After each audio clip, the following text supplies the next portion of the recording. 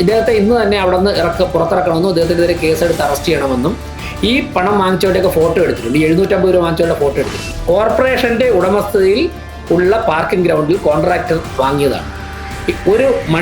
ഒരു ദിവസത്തേക്ക് 750 രൂപ കാറിന് പാർക്കിങ്ങിൻ്റെ പേരിൽ പല സ്ഥലത്തും കൊള്ളാളാണ് നടക്കുന്നത്. ഒരു കാരണവശാലും തിരുവനന്തപുരം കോർപ്പറേഷനുള്ളിൽ അത് അനുവദിക്കുന്ന പ്രശ്നമില്ല. യൂറിനേറ്റ് ചെയ്യുന്നതിന് കൂടുതൽ പൈസ വാങ്ങിച്ച് വന്നിട്ട് ഇന്നൊക്കെ ചില ആൾക്കാർ വിളിച്ചിരുന്നു. പൊങ്കാലയുടെ തലേദിവസം രാത്രി ഒരു പരാതി മേയർക്ക് കിട്ടിയത് കോർപ്പറേഷൻ്റെ ഉടമസ്ഥയിലുള്ള ഗാന്ധി പാർക്കിൽ കോർപ്പറേഷൻ മുൻ ഭരണസമിതികൾ ആ ഗാന്ധി പാർക്ക് കോൺട്രാക്ട് കൊടുത്തിട്ടുണ്ട്. അവിടെ പാർക്കിംഗ് നടത്തുന്ന ആൾ ഒരു കാറിന് 750 രൂപ വാങ്ങിച്ചു വാടക ഒരു ദിവസം ഇടുന്നതിന്. ആലോചിച്ച് നോക്കുക, 750 രൂപ ഒരു കാർ ഒരു ദിവസം ഇടുന്നതിന്.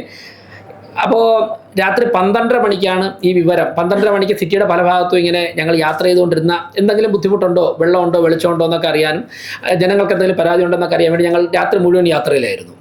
അപ്പോൾ യാത്ര ചെയ്തുകൊണ്ടിരുന്ന സമയത്താണ് എനിക്ക് ഒരു സ്ഥലത്തുനിന്ന് ഒരു ഇൻഫർമേഷൻ കിട്ടിയത്.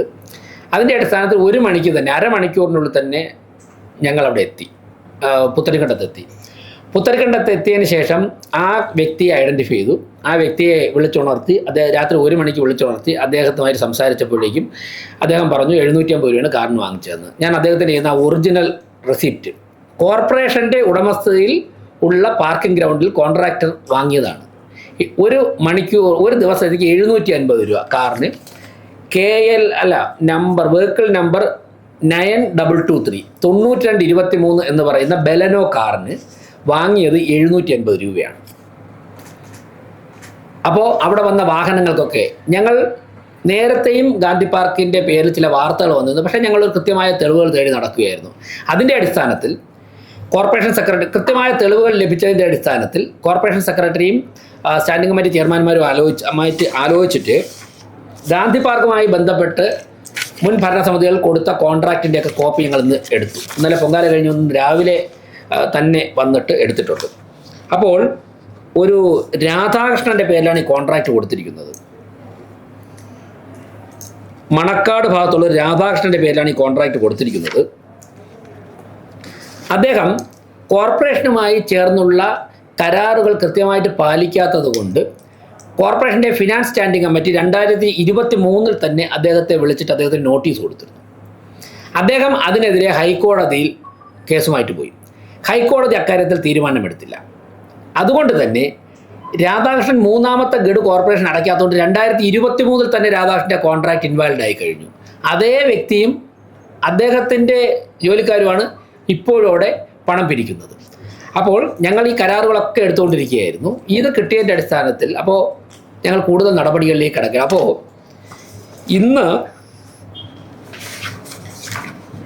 ഇപ്പോൾ നിലവിൽ അദ്ദേഹം കോൺട്രാക്ടർ. ഞങ്ങൾ ഇന്ന് തന്നെ സിറ്റി പോലീസ് കമ്മീഷണർക്ക് ഈ വ്യക്തിയെ ഗാന്ധി പാർക്കിൽ നിന്നും പുറത്താക്കണമെന്നും 2023 മുതൽ അനധികൃതമായി പണപ്പിരിവ് നടത്തി തെളിവുൾപ്പെടെ പിടിച്ച സാഹചര്യത്തിൽ അദ്ദേഹത്തിനെതിരെ കേസെടുക്കണമെന്നും ക്രിമിനൽ കേസെടുക്കണം, അറസ്റ്റ് ചെയ്യണമെന്ന് ആവശ്യപ്പെടുകയാണ്. അപ്പോൾ പൊതുസമൂഹത്തോട് പറയുകയാണ്, ഇനി മുതൽ കോൺട്രാക്ടർമാരല്ല, ഞങ്ങളൊരു താൽക്കാലിക സംവിധാനം ഏർപ്പെടുത്തുകയാണ്. ഇദ്ദേഹത്തെ ഇന്ന് തന്നെ അവിടെ നിന്ന് പുറത്തിറക്കണമെന്നും അദ്ദേഹത്തിനെതിരെ കേസെടുത്ത് അറസ്റ്റ് ചെയ്യണമെന്നും ഈ പണം വാങ്ങിച്ചവരുടെയൊക്കെ ഫോട്ടോ എടുത്തിട്ടുണ്ട്. 750 രൂപ വാങ്ങിച്ചവരുടെ ഫോട്ടോ എടുത്തിട്ടുണ്ട്. ഇവരെയൊക്കെ തന്നെ അറസ്റ്റ് ചെയ്യണമെന്നും സിറ്റി പോലീസ് കമ്മീഷൻ കത്ത് കൊടുക്കാൻ കോർപ്പറേഷൻ. ഞങ്ങൾ വരാൻ പോകുന്ന ദിവസങ്ങളിൽ ഇനിയിപ്പോൾ ലേലം ചെയ്യുന്നതിൻ്റെയൊക്കെ സമയം വരുന്നതുവരെ കോർപ്പറേഷൻ തന്നെ നേരിട്ടൊരു താൽക്കാലിക സംവിധാനം ഗാന്ധി പാർക്കിൽ ഏർപ്പെടുത്തുകയാണ്. അപ്പോൾ ഇതിൻ്റെയൊക്കെ അതായത് ഞാൻ പറഞ്ഞ കാര്യങ്ങൾ ശ്രദ്ധിച്ചാൽ നിങ്ങൾക്ക് മനസ്സിലാവും. 24 മണിക്കൂറിനുള്ളിൽ, അതായത് ഐരാണിമുട്ടത്ത് ഉച്ചയ്ക്ക് ഒരു 2 മണിക്കാണ് 1:30-2 മണിക്കാണ് ഒരു ഇൻഫർമേഷൻ കിട്ടുന്നത്. പിറ്റേ ദിവസം ഉച്ചയ്ക്ക് 12 മണിക്കുള്ളിൽ 24 മണിക്കൂറിനുള്ളിൽ തിരുവനന്തപുരം കോർപ്പറേഷൻ്റെ പല ഭാഗങ്ങളിലും പാർക്കിങ്ങിൻ്റെ പേരിൽ നടക്കുന്ന ലക്ഷങ്ങളുടെ കൊള്ള നടത്തുന്ന 3 സംഭവങ്ങളാണ് ഞങ്ങളുടെ ശ്രദ്ധയിൽപ്പെട്ടത്. ഇങ്ങനെ 100 കണക്കിന് അനധികൃത പാർക്കിംഗ് കേന്ദ്രങ്ങൾ വർഷങ്ങളായിട്ട് ഇവിടെ പ്രവർത്തിച്ചു വരികയാണ്. SME സ്കൂളൊക്കെ ചോദിച്ചപ്പോൾ മുമ്പ് പൊങ്കാലയിടാൻ വരുന്നവരൊക്കെ 1000-2000 ഒക്കെ വാങ്ങുന്നുണ്ട്.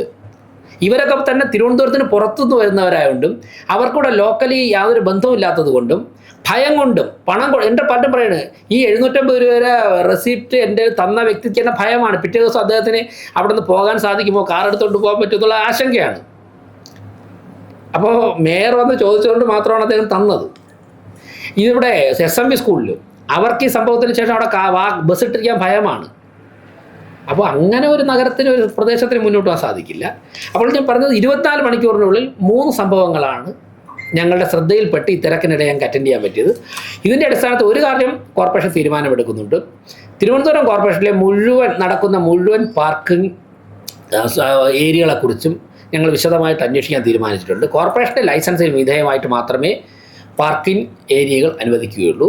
പാർക്കിംഗ് ഏരിയ ഉണ്ടെങ്കിൽ അതിനെ ഹൈക്കോടതിയൊക്കെ പറയുന്നുണ്ട്, അവിടെ വെള്ളം ഉണ്ടാകണം, വെളിച്ചം ഉണ്ടാകണം, സ്ത്രീകൾക്കും പുരുഷന്മാർക്കും പ്രത്യേകം ശൗചാലയങ്ങൾ ഉണ്ടാകണം, സെക്യൂരിറ്റി ഉണ്ടാകണം, കോർപ്പറേഷൻ ഫിക്സ് ചെയ്യുന്ന റേറ്റ് ആയിരിക്കണം. ഇതൊക്കെ ഉള്ള കേന്ദ്രങ്ങൾ മാത്രമേ അനുമതി കൊടുക്കുകയുള്ളൂ. പിന്നെ നിങ്ങൾക്ക് അറിയാമായിരിക്കും, ഒരു 13 വർഷം മുമ്പ് ശബരിമലയിൽ ടോളിൻ്റെ പേരിലൊരു വലിയ പിരിവുണ്ടായിരുന്നു. ഞാനന്ന് യുവമോർച്ച സംസ്ഥാന പ്രസിഡൻ്റായിരുന്നു. ഞങ്ങളൊരു 15 ദിവസം കൊണ്ട് ആ ടോളിൻ്റെ പേരിലുള്ള കൊള്ള രാഷ്ട്രീയ സമരവും ഹൈക്കോടതി സമീപിച്ചു. ഇന്നിപ്പോൾ അവിടെ ടോൾ പിരിവില്ല. അപ്പോൾ അതുകൊണ്ട് പാർക്കിങ്ങിൻ്റെ പേരിൽ പല സ്ഥലത്തും കൊള്ളകളാണ് നടക്കുന്നത്. ഒരു കാരണവശാലും തിരുവനന്തപുരം കോർപ്പറേഷനുള്ളിൽ അത് അനുവദിക്കുന്ന പ്രശ്നമില്ല. അപ്പോൾ ഇത്രയും കാര്യങ്ങളാണ് ഇതുമായിട്ട് ബന്ധപ്പെട്ട് സൂചിപ്പിക്കാനുള്ളത്.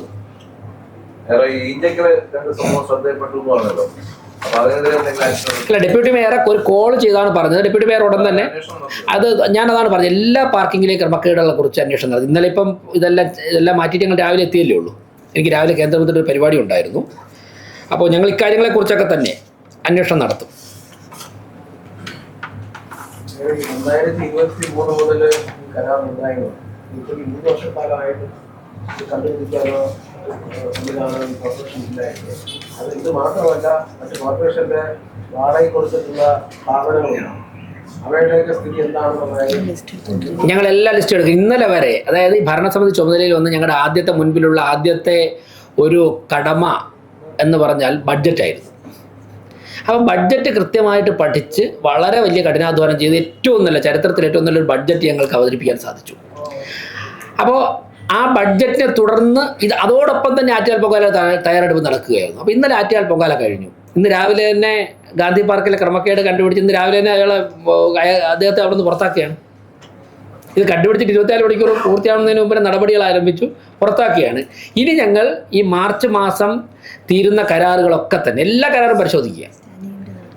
സ്റ്റാൻഡിംഗ് കമ്മിറ്റിയിൽ ഞങ്ങൾ നേരത്തെ തന്നെ ചർച്ചയുടെ അടിസ്ഥാനത്തിൽ സ്റ്റാൻഡിംഗ് കമ്മിറ്റി ഓരോന്നായിട്ട് അവരുടെ ശ്രദ്ധയിൽപ്പെട്ട കാര്യങ്ങൾ. പക്ഷേ ഒരു കോർപ്പറേഷൻ നടപടി എടുക്കുമ്പോൾ എല്ലാ നിയമപരമായ കാര്യങ്ങൾ പാലിച്ച് മാത്രമേ നടപടി സ്വീകരിക്കാൻ സാധിക്കുകയുള്ളൂ. അതുകൊണ്ടുള്ള ഒരു ഡിലേ ചില കാര്യങ്ങൾക്കുണ്ടാകും. പക്ഷേ കോർപ്പറേഷൻ്റെ കെട്ടിടങ്ങൾ വാടകയ്ക്ക് കൊടുത്തിട്ടുള്ളത് ആരെങ്കിലും സബ്ലീസ് ചെയ്യുന്നുണ്ടോ, അതോടൊപ്പം തന്നെ മറ്റു കാര്യങ്ങൾക്ക് ഇപ്പം എന്തെങ്കിലും ഒരു ബിസിനസ് നടത്താൻ വേണ്ടി എടുത്തിട്ട് രാഷ്ട്രീയ പാർട്ടിയുടെ ഓഫീസായിട്ട് ഉപയോഗിക്കുന്നുണ്ടോ, എടുത്ത വ്യക്തി തന്നെയാണോ നടത്തുന്നത്, അദ്ദേഹം മരണപ്പെട്ടിട്ട് അദ്ദേഹത്തിൻ്റെ ബന്ധുക്കൾ ആരെങ്കിലും ആണോ നടത്തുന്നത്, ഇങ്ങനെയുള്ള കാര്യങ്ങളെ കുറിച്ചൊക്കെ തന്നെ ഫിനാൻസ് സ്റ്റാൻഡിംഗ് കമ്മിറ്റി എല്ലാം പരിശോധിക്കുകയാണ്.